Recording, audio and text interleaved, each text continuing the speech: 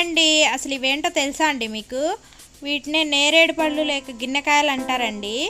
ఇవి seasonal fruits అండి. ఇలాగా సీజనల్ ఫ్రూట్స్ దొరికినప్పుడు అస్సలు మిస్ కావద్దండి.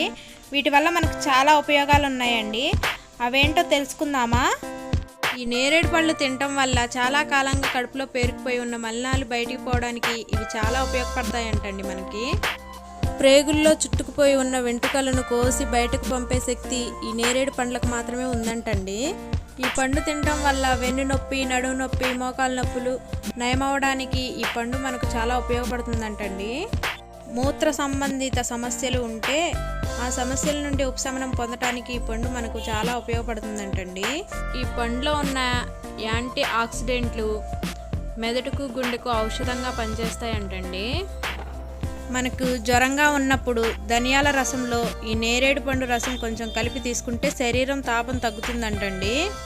మనకు ఎప్పుడైనా మూత్రంలో మంటగా అనిపించినప్పుడు ఈ నిమ్మరసం 1 స్పూను, మన నేరేడు పండ్ల రసం 1 స్పూను నీళ్ళలో కలిపి తీసుకోవడం వల్ల మూత్రంలో మంట అనేది.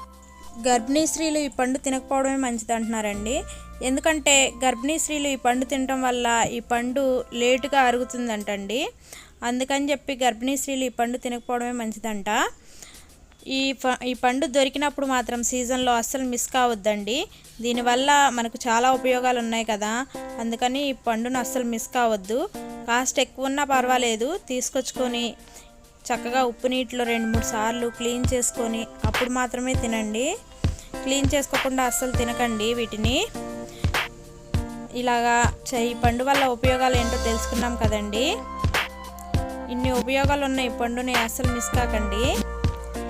ఇలా ఈ పండు గురించి నాకు తెలిసిన ఉపయోగాలు ఏంటో మీతో షేర్ చేసుకున్నానండి.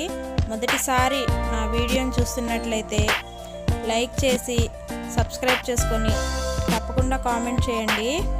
ఓకే అండి, బాయ్.